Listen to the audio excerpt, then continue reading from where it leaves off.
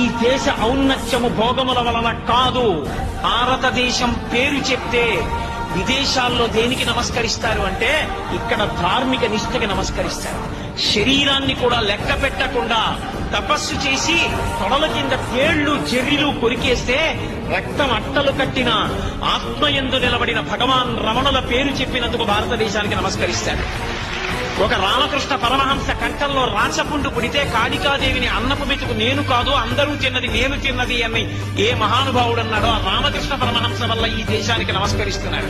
పోప్పంతటి వాడు విమానం కిందకి దిగుతూనే ఆఖరి మెట్టి మీద నిలబడి భారతదేశపు మట్టిని తీసి తల మీద చల్లుకుని భగవద్గీత పుట్టిన భూమి, ధర్మక్షేత్రమైన కురుక్షేత్రము వెలిసినటువంటి భూమి, అటువంటి పరమపావనమైన భారత భూమి మీద తిన్నగా కాలు పెట్టకుండా మట్టి చల్లుకు దిగుతున్నాననగలిగాడంటే ఈ దేశం యొక్క వైభవం ఇక్కడ ఉన్న సనాతన ధర్మపు జీవనాడిలో ఉంది.